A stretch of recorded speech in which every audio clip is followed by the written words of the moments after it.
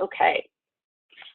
We are really excited to welcome you to the SHAPE Virtual Professional Development Series, our second one in the series of Lunch with Leadership. And so that's only called that way because hopefully folks are enjoying a meal wherever you are, and it's over the noon hour. We're just thrilled and grateful that Dr. Mike Ellis is joining us. You want to say hi, Mike? I do. Hi, thanks for having me. Yeah.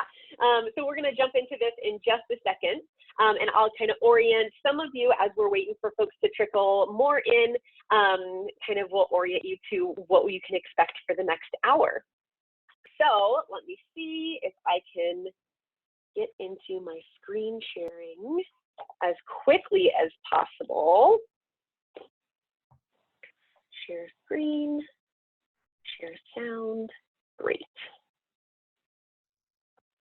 Okay, so I'm going to pull out so I can see all of you folks too. Your computer speaker is on when you're sharing to avoid hearing duplicates. Okay. All right, so welcome to Lunch with Leadership. We're here with Mike and 14 of you, so really glad that you can join us.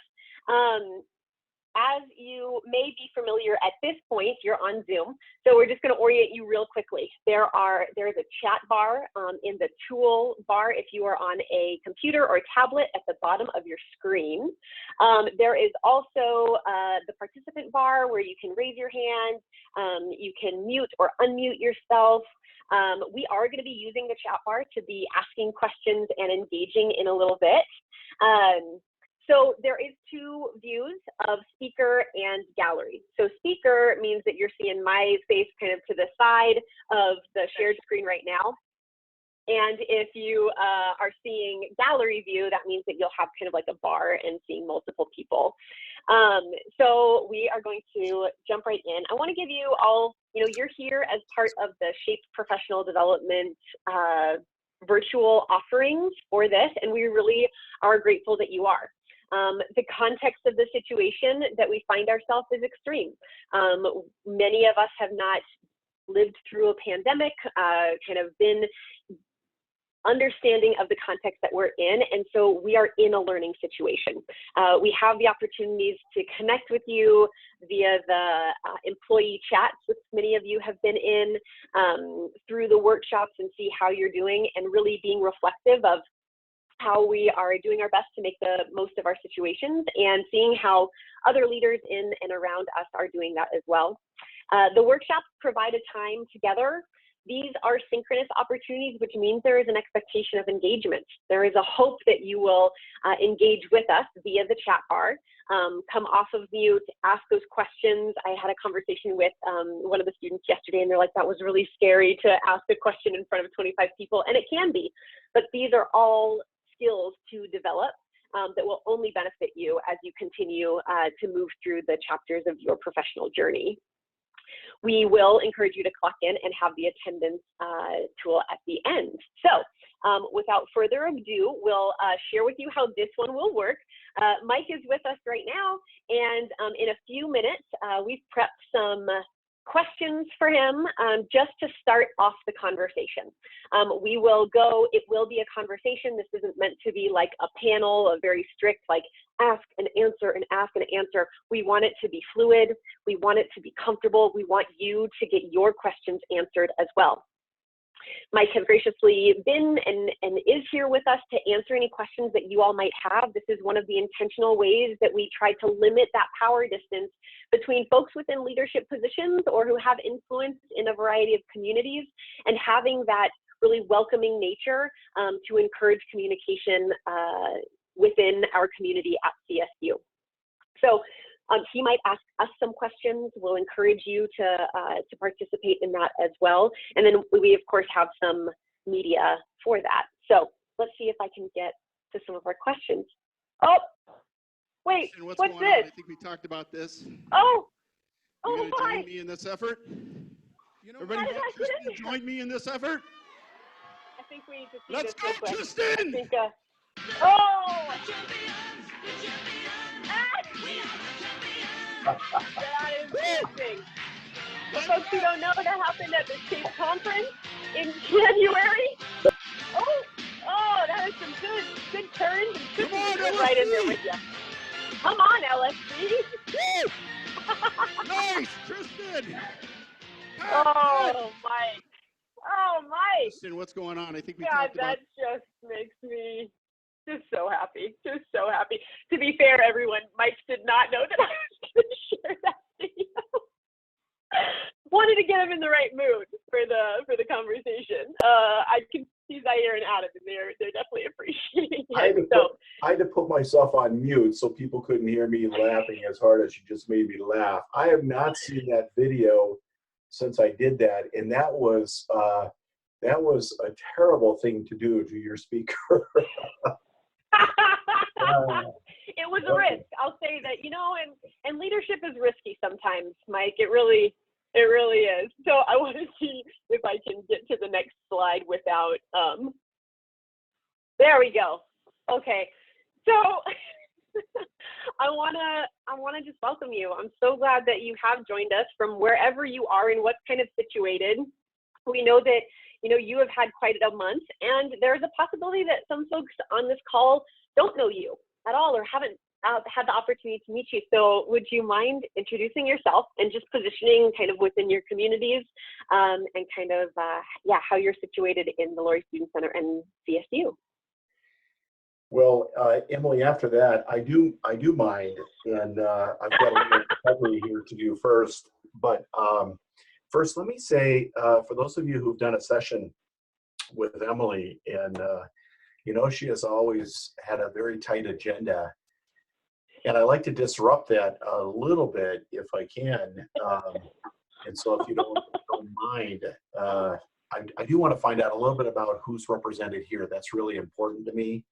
And just hearing about areas. But what I love about what you just did, Emily, is the humor speed. And I'm going to echo what you said, in that for those of probably an important thing to know about me is by nature, I'm an off the scale introvert.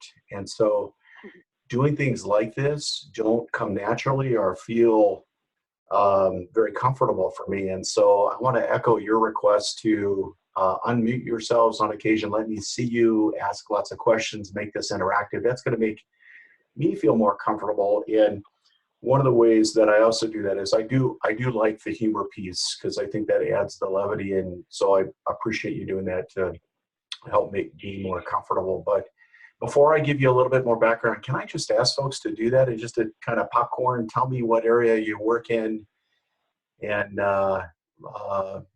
that's probably good enough for now. That'll get us started, but also be thinking about questions. So however you want to do that, and take yourself off mute. And if you're comfortable showing me the screen, if not, that's okay. But I want to get a feel for who's represented here.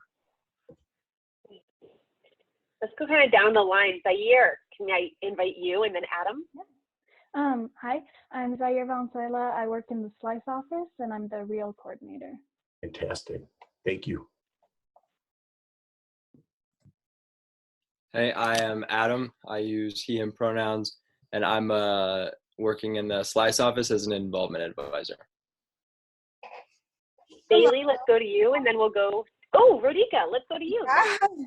Hi, my name is Rodika, and I am, I go by she, her, hers, and I'm representing the Student Resolution Center. Awesome. Let's go. David is off mute, and then Bailey. Maybe. If you're trying to talk, David, we can't hear you. So let's go Bailey, and then we'll go V. Okay, can you hear me? My Wi-Fi is horrible right now. Yes. Okay. Hi, Mike. I work at Intermissions, and hopefully you remember me. Hi, and I miss Bailey. seeing you by the shop. I do. Hello. Missing you every morning. Yeah, in the afternoon. Great. Thank you. Yeah. Jody popped in and said, hello, I work at Lake Street Market. And so let's go now to V. Hi, my name is V. I work at Campus Information, and my pronouns are she, her, and hers. Anya, do you want to come off mute? And then Jessica will be after that. Yeah, hi, I'm Anya. I use pronouns she, her, and hers. I'm an employee at the bagel place in the LSC. So I work in the food services. Great. Awesome. Thank you. Thanks. So Jessica and then Sergio. Hi, I'm Jessica. I'm the manager at Cam's Hobby Shop in the LSC. Thank you, Jessica. Hi, I'm Sergio. I use he, him, his pronouns, and I also work at Cam's Lobby Shop. Awesome. And then we'll go Allison and then Amber. Hi, Mike. I also work at intermissions. I miss seeing you every morning, but Yes, this terrific. is awesome. Thank you, Allison. Miss you as well. And Amber, do you want to come off mute? We can try for David again as well. Yeah, my pronouns are she, her, hers, and I work as a student custodian in the LSC. Thanks, Amber. David, can we try you again? Not quite sure. Maybe if your audio isn't working, that's totally fine. You can add in the group chat also. I've learned some things that you can also dial in from your phone. If your Wi-Fi is kind of spotty, you can dial in from your phone and still see what's going on in the video too. So great, that's us, Mike. Fantastic. That was really fun for me to hear you all. And I just got this great picture of the LSC and all of the things that you all do. So that helps me mentally in being able to talk with you about what's going on in leadership. And hopefully, again, because you don't want me talking at you for this entire time, that we can have more of a conversation with one another and about what's on your mind related to leadership, especially in a time of crisis and supporting one another. I've had an incredible career at Colorado State University. So I'm now in my 20th year and am in the position of director of the Lory Student Center. And I can't think of a better job that I would rather have anywhere else in the world. And when you think about going to a place, I don't think anybody ever anticipates and says, I'm going to be in that role for 20 years. But if I could be, that would be really cool. And some might think that that would get monotonous or mundane in what you're doing, and yet it's you all that keep it entertaining and alive and meaningful for all of us. Even though it may feel somewhat routine that I'm in the office and coming in at 7:15, 7:30-ish or so and getting to see the folks in intermissions and beginning my day that way with a good morning, and it just feels great. So I get to work with a multitude of you, about 600, sometimes depending on the time of year, 650 student employees, 125 career staff. We actually are a self-supporting auxiliary as defined by the state of Colorado. And what that means is we don't get any tuition dollars. We don't get any funding from the state. We do get a significant amount of student fees, and I think that's really important to acknowledge. It ends up being about $10 million to support operations and programs across the Lory Student Center, and you all hand it to us on a golden platter. And I really think it's important for us to acknowledge that and understand what that means, and that we really are, shareholders and stakeholders in trying to ensure that those are spent in the very best way that we can. In addition to that, then that means there are about $30 million that we're generating through a lot of the entities that you all work in. And so it means we have a strong reliance on customer service and ensuring that our students and beyond our students, right, our campus community, off-campus guests get the very best service. And when you heard me say 600 to 650 student employees, what that really means is there's a trust and a belief in the fact that our students can do this better than our career staff. And I think our staff genuinely believe that in how we're structured, and the fact that we're outnumbered pretty significantly by a factor of 5 or 6 to 1.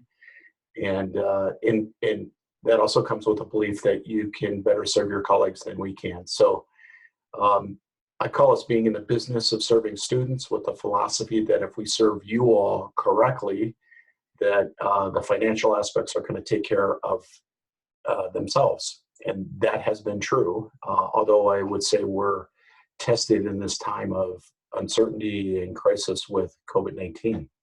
And we could talk more about that in the session, pending the kinds of questions that you have.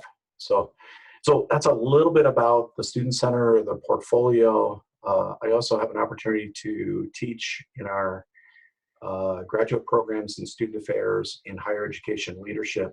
And that also was a factor that attracted me to CSU, was the opportunity to teach what we do, which I think holds us accountable. Those graduate students, of which Emily was one of those, always ask incredible questions. They ask challenging questions about why we do the things that we do. And I believe that makes us a better division of student affairs, given the strength of our graduate program and the caliber of the graduate students asking those really hard questions of us. Probably good to know too that I've been in this business, the business of serving students through a career in student affairs for, well over 30 years at this point.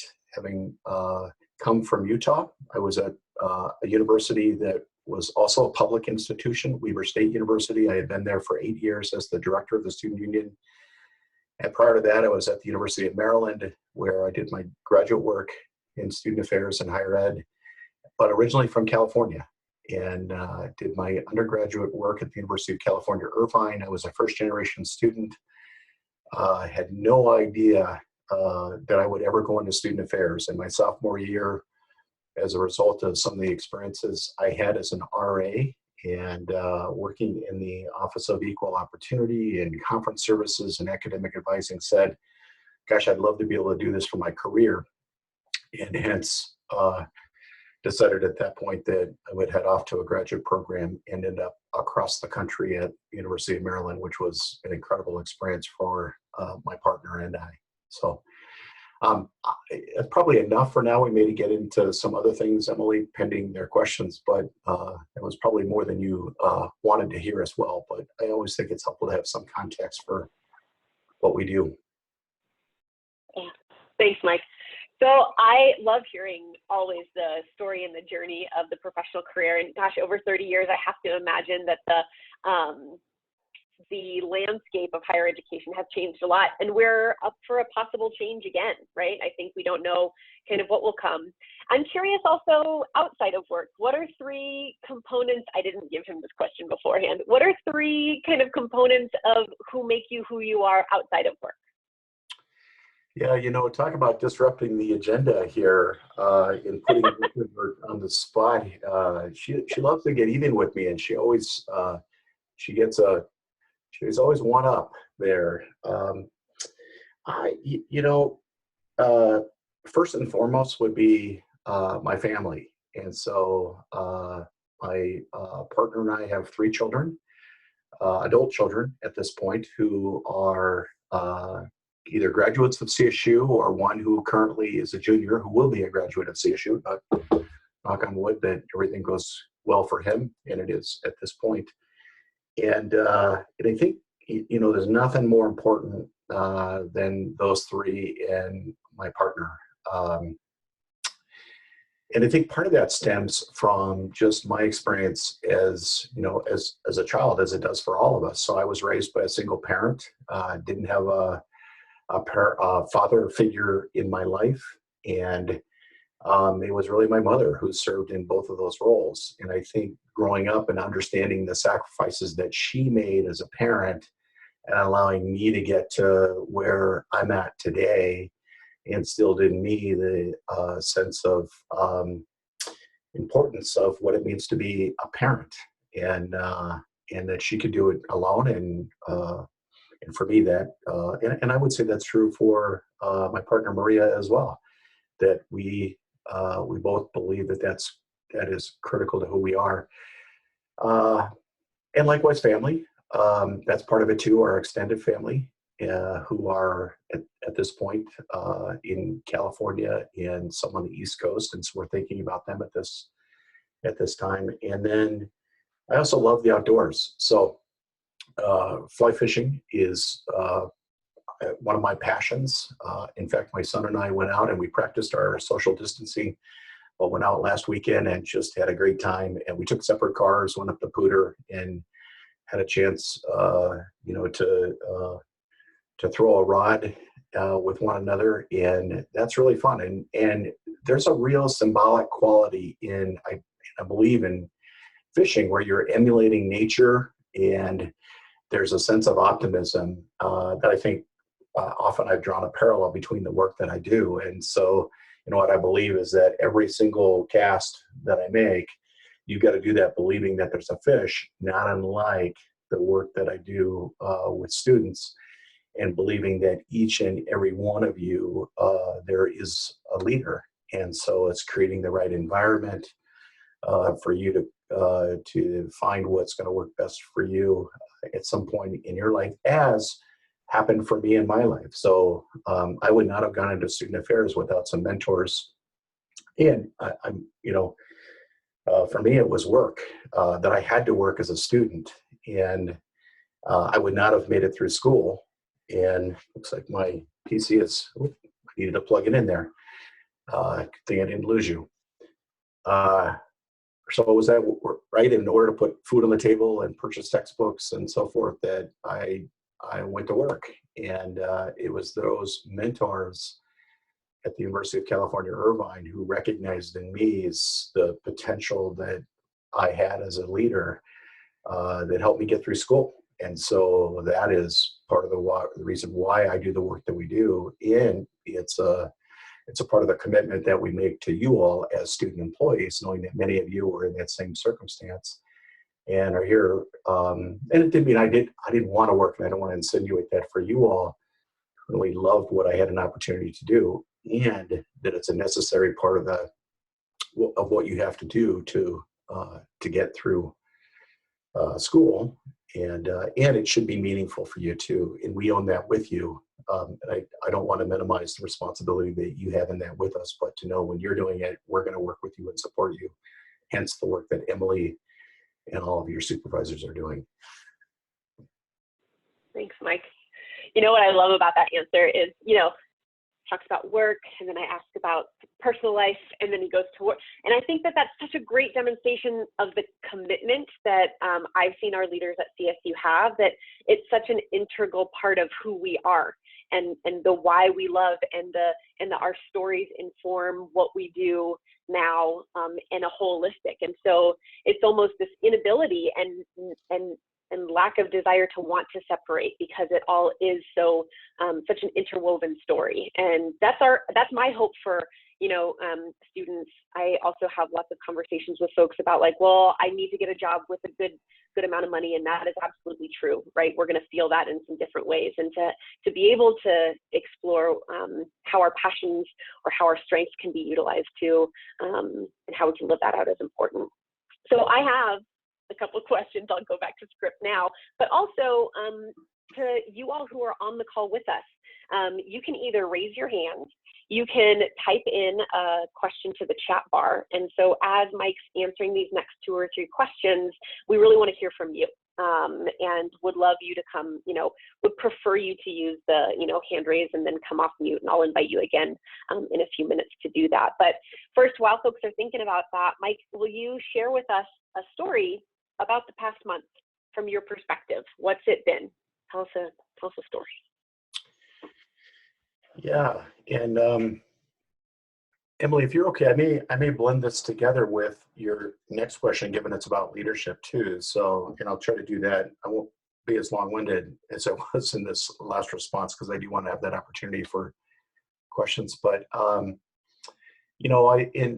think a couple of you may have worked at the event where we had the mobile food pantry distribution last Thursday. And it was pretty incredible. And for those of you who don't know, it was really through the leadership of Slice and working in conjunction with the food bank, and then taking advantage of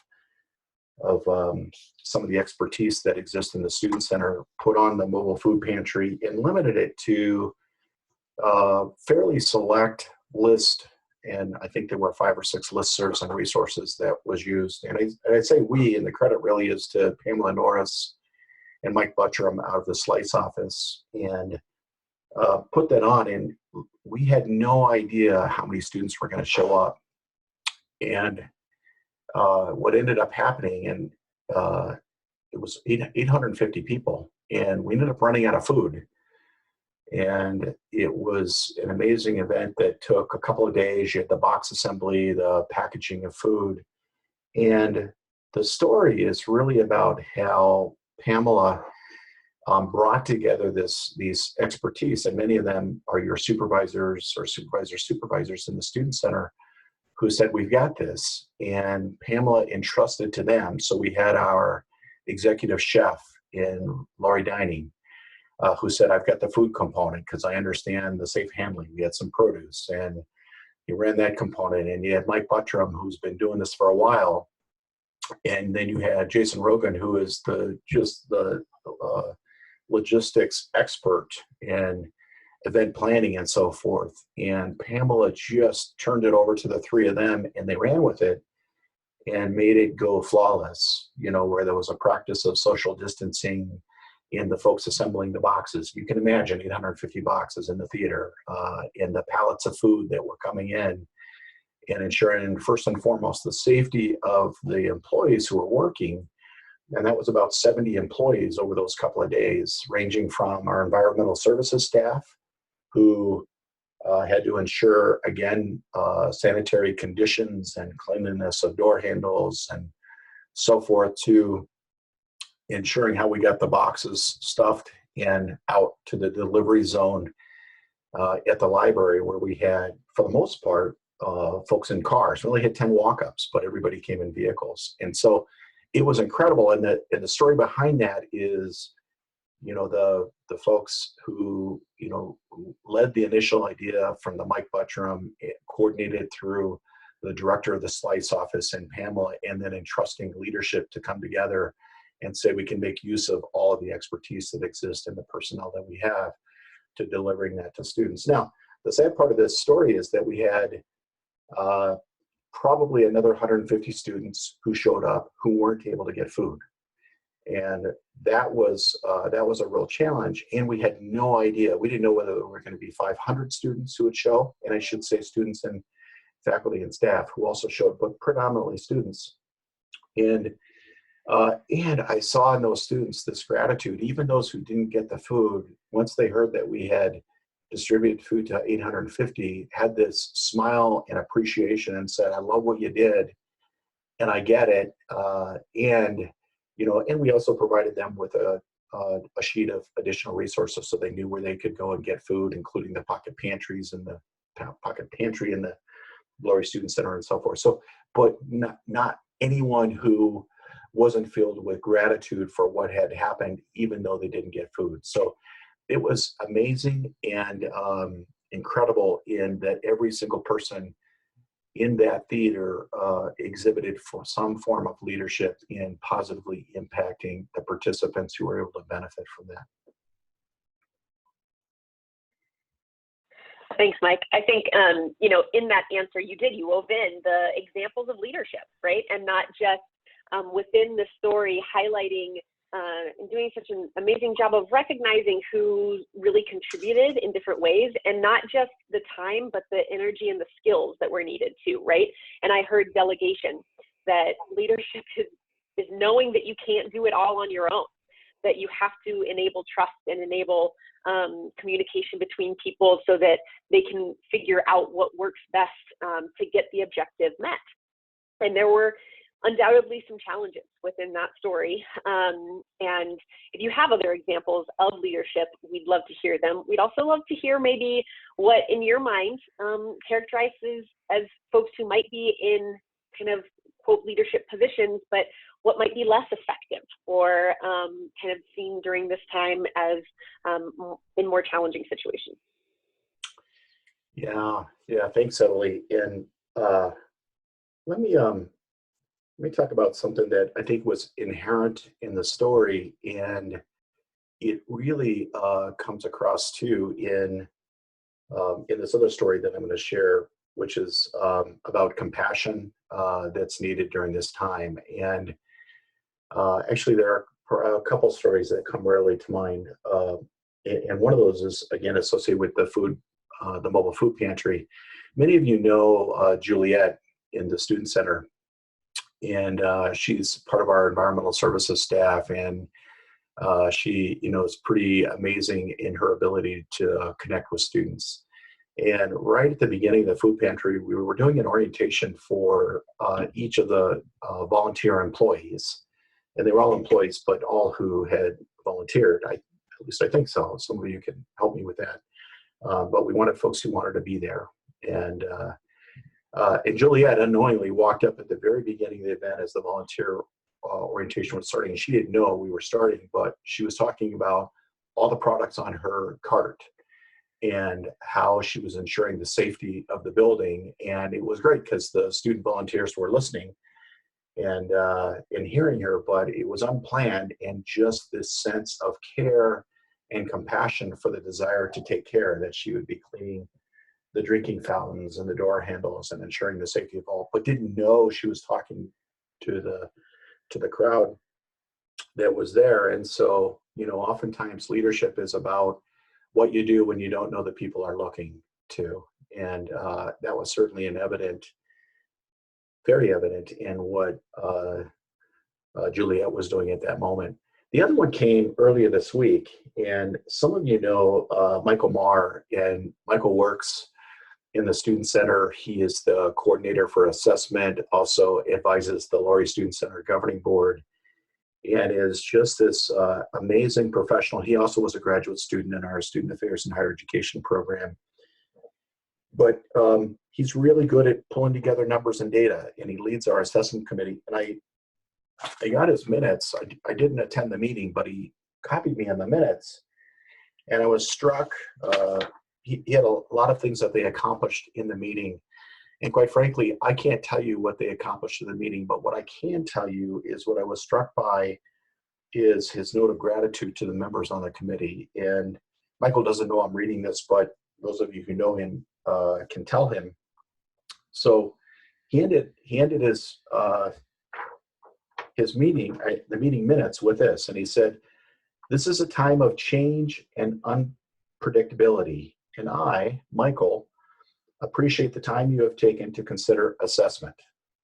While data is needed for accountability reasons, in times such as these, it does not do justice to all you do to support students.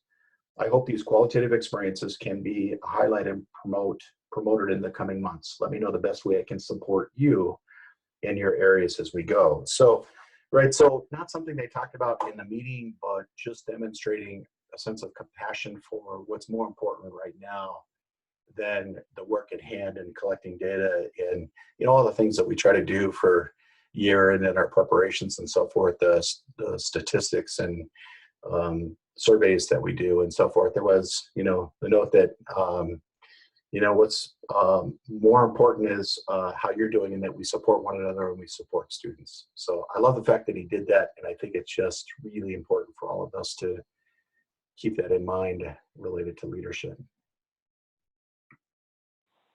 Thanks, Mike. So as I noted, into the chat bar, we're going to talk to you all for questions next. And so I think all of you are on mute right now. So if you come off mute, that will indicate to me that you want to ask a question. So I'm happy to extend to you all now. And many things can be on the table, whatever you'd like to know or ask a question or to share about.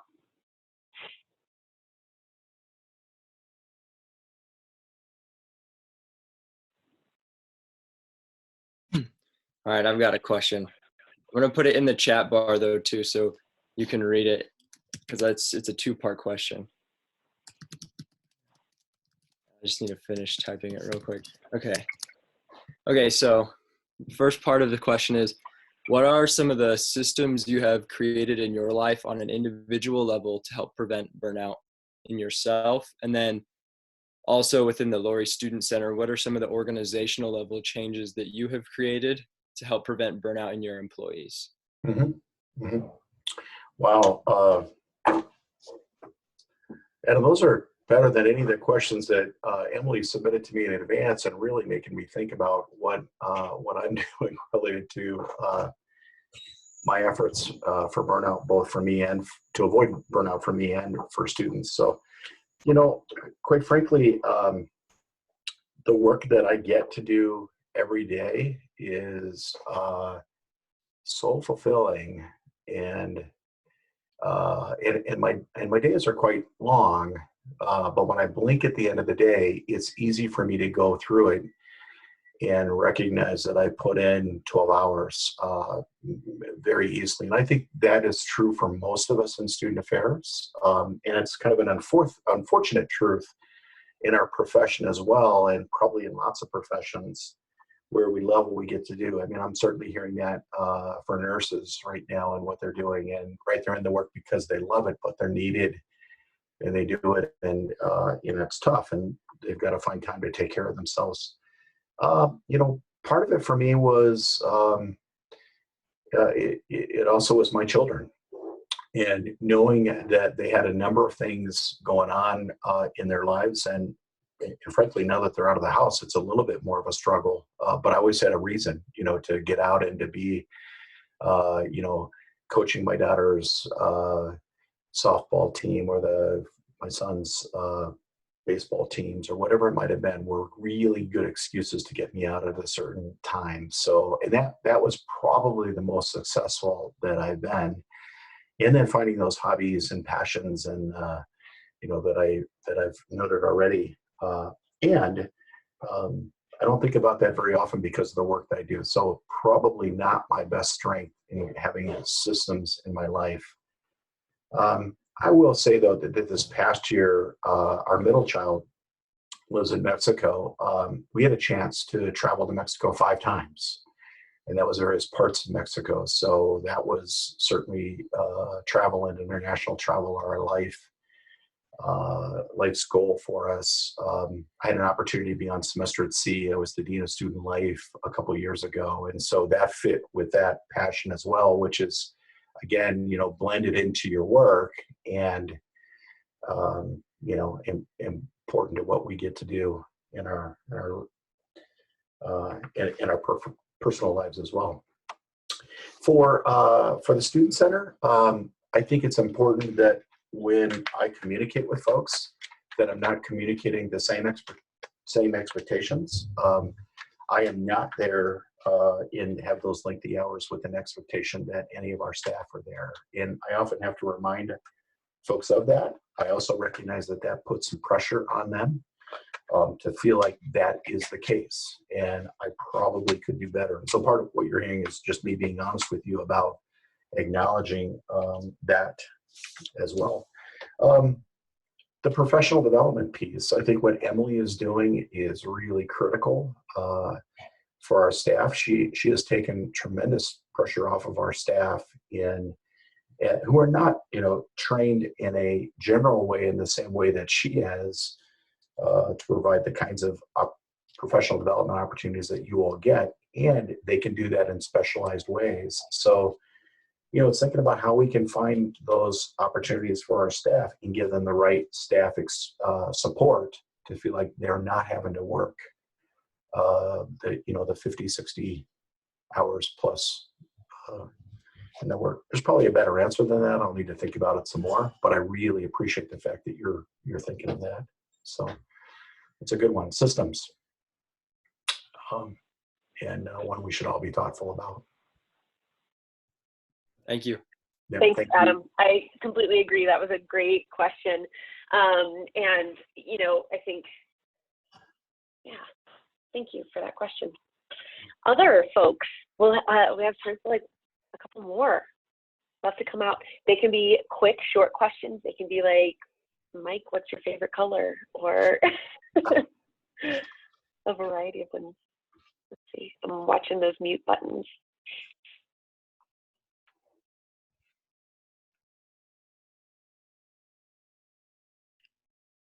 So I have a question. How and where do you find inspiration? Yeah, great question, V. And V, remind me where you work. I work at Campus Information. Campus Information. Okay. All right. Love it. Where do I find inspiration. So, gosh, where do I not find inspiration? Is kind of where my mind goes to, because I believe, right, that in just about everything that we do, we've got to be able to find, the inspiration that exists within the people that we're in. And so part of it is a philosophy for me of, and those of you who've been in some of the sessions that Emily does, you'll know, and I think she's a big believer of this too, is appreciative inquiry, that there are strengths that every single human being holds. And it is our ability to find and build upon those strengths that people bring with them, or have unlocked within themselves that they don't even know that are there. And part of this hit home when I left my last job, and this is a really tough one for me. So it was a local university, a lot of local individuals who live there, not professionally trained with master's degrees or doctoral degrees and so forth. And an individual came in after me and he said to me, Mike, how did you get by with these people? They're really not trained in the work that we do in student affairs. And I was really deeply offended by that, and that what he was failing to do was recognize the strengths that exist within the people that were there. And he ended up not being very successful in the role after I had come to CSU and had left that role. So it was fascinating to me that you could have somebody believe that and not look for what people bring with them, and then find the best way to bring that out in them. And so, that's my inspiration comes from the people that I work with and helping them find their strength, which also brings out, the best strength in who I am. That's awesome. See, what a great question. And I'd be really encouraged to hear from other folks, what is inspiring to you? What kind of keeps you going? For me, it can be as simple as memes in an email. So I really appreciate, the email game is strong at CSU. Man, there are emails going back and forth all the time. So as many as I can answer with a meme in it just makes me happy. It kind of just keeps me going for that next one. So people, of course, also inspire me. But what are some little things that kind of keep you going or keep you inspired? Just come off mute, and we'd love to hear from 4 or 5 of you. Hi, it's Anya. One thing that definitely motivates me and ultimately helps me motivate others is just my ability, especially now when it's very hard for us to find positivity in daily life, like me going outside and taking time for myself, or going on a walk with my family definitely puts me in a better mood, which helps me put other people in a better mood. So it's definitely small things like that. Yeah, absolutely. I was doing an online yoga class yesterday from a friend who was able to provide that. She's on the East Coast and provided it, and the question was what grounds you? And being outside and kind of the reminder of, even what Mike spoke to earlier around the power of nature, being so powerful as a grounding and a source of inspiration, and being with family and taking walks. Anya, thank you. Let's go a couple more.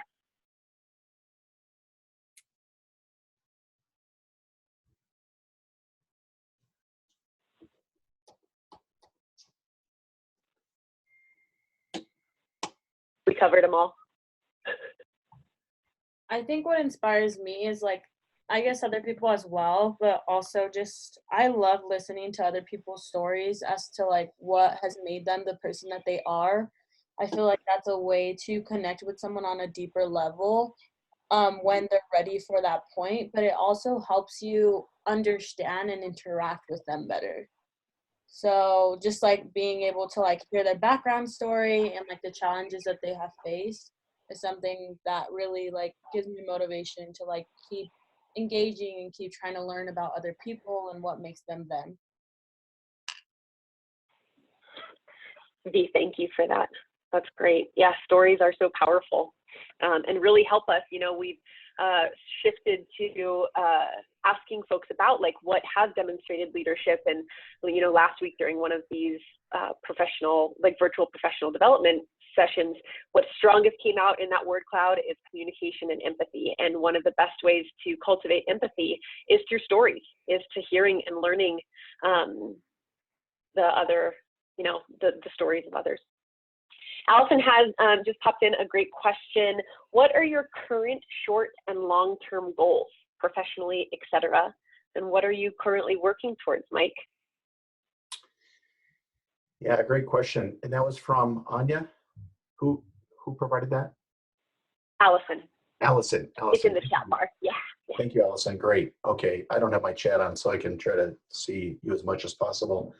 Quite frankly, I think we're right, like all of us, we're trying to get through day by day, and the days are running together. I sent a note out this morning saying, I was insinuating, I really can't believe it's Friday. It's hard to know without us reminding each other, because we're all going 7 days a week here and what we're trying to do. So, I think, frankly, we're trying to figure out, there's a lot of financial stuff that's going on at the institution related to losses, and especially in the student center.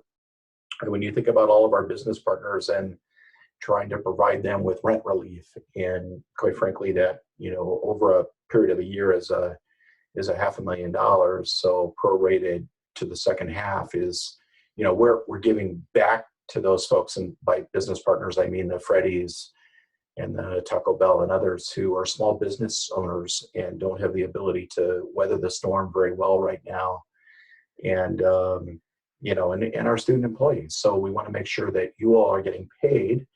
I think there's there's an announcement here coming out soon that is you all will be paid through the end of the semester your average hours that you worked right prior to spring break. So that is good news. We hope you'll continue, and we'll find ways to recognize and reward you for your student employment. And it's a commitment from the institution to you and to me and to Emily and all of us, and feel very, very privileged in comparison to others out there who that isn't happening for, and that's a really hard one. So that's both kind of the day-to-day, the decisions made today that are affecting tomorrow and through the end of the semester, to extending that through the summer to the fall. What's going to happen in the fall? We're trying to anticipate and have a variety of contingencies for whether we could be operating online or in person, and whether it's safe to do that, with that being the first and foremost concern for us. So, and then of course, just thinking about the individual circumstances that all of us have, and that's our staff who have family members in hospitals or pregnancies or whatever it may be, that this makes it especially trying for them. Longer term basis, it's we're gonna come back, and we're gonna be better and stronger and more prepared for the future. And your generation, we've got to believe and hope in, will be much better prepared than what our generation is now. And so it's us committing to you that we can help you get there, because we haven't done a very good job.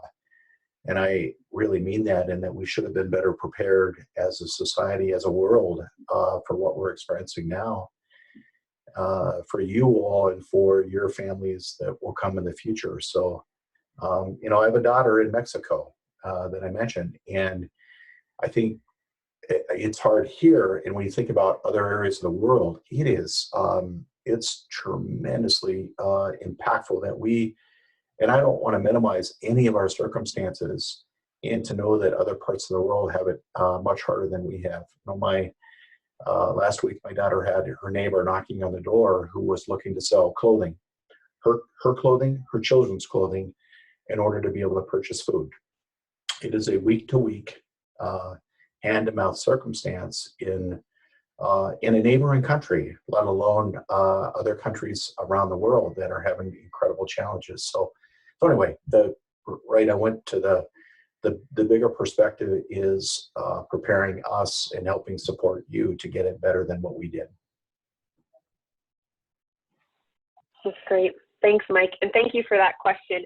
I see two others, and we also have one little piece that we still want to do. I'm going to read Jessica's out, and then Zaire, we're going to do a thing and then end with your question for the day. Does that sound okay? Awesome. So Mike, quickly, for someone who plans to go into student affairs, what advice would you give? Oh, goodness. Yeah. And I'm thinking about how my advice might have been different, you know, a few months ago compared to it is today. So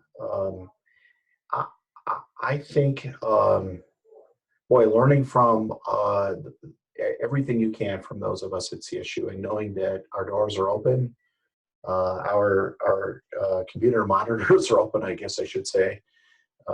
So to send us a chat, send us an email, and talk with us. Know that you can call us and learn from us, and we're going to be, you know, just as candid with you as we can.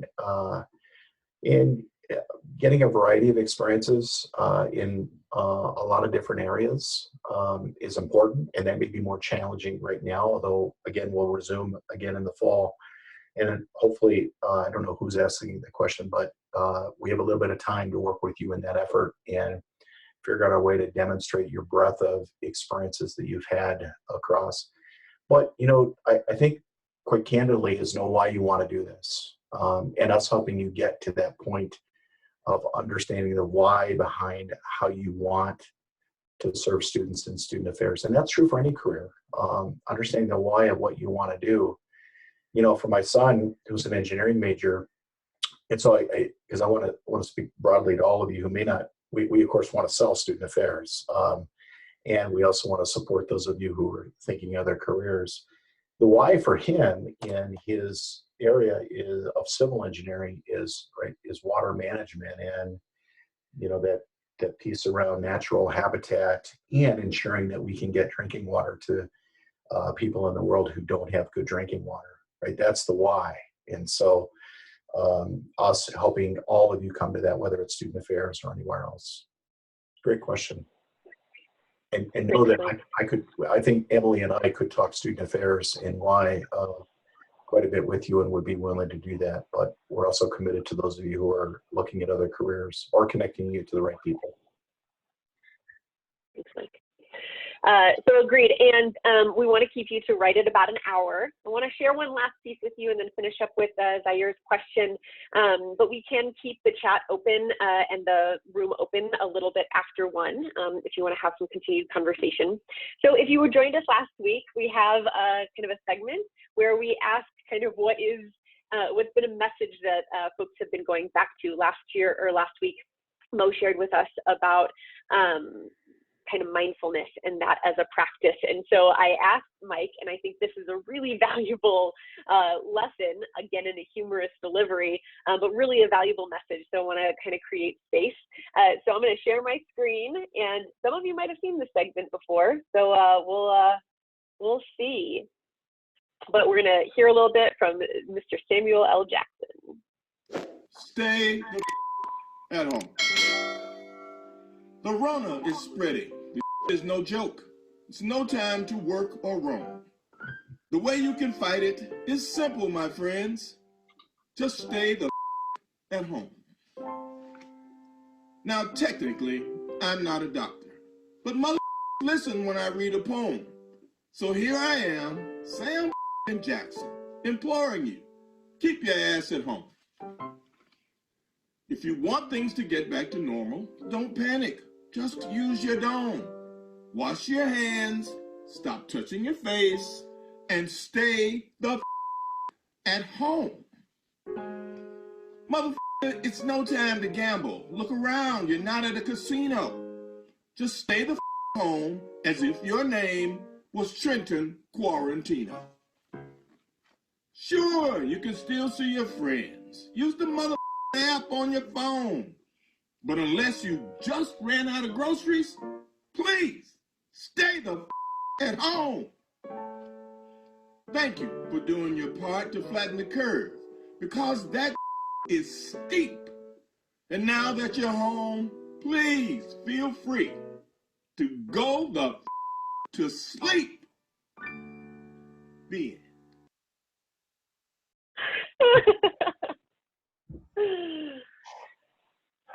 Thanks, Mike, for that contribution. So yeah, speak to it. What made that one come to mind for you? By the way, was that a question for me, Emily, or for our? Oh, yeah. I would love to know what about that speaks to you, and why do you feel like that's an important thing for us to kind of consider right now? Hey, I think leadership has got to be humorous. We've got to be able to laugh at ourselves and laugh with one another, and to get through these times. And so, anytime we can find a moment of joy in conveying a really important message for the safety and really Samuel Jackson's message is about the community and others, in addition to our own safety, but really being thoughtful about those that we're going to interact with. So, and I love the fact that he did it in a really fun way, based on his initial poem and book, which was about going to sleep. So, yeah. Awesome. Thanks. All right, Zaire, let's talk to you for that last question to close us out.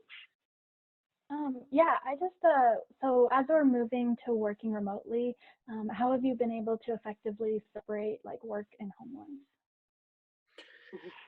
Oh goodness, Zaire, that is, once again, probably not an area where I've been the most successful at. So Maria has the office because of her work, and I have the spare bedroom and a very uncomfortable chair. So the best thing I can do is make sure, which forces me to get up and get outside and get a little bit of sunshine, and have lunch out there, try to have lunch out there every day. So we're also taking lots of walks together and having a good time, and practicing and trying to spend time with my son, who was the only one in town from, albeit far away. But I also had a chance to go into the student center yesterday. I don't know if it will be shared.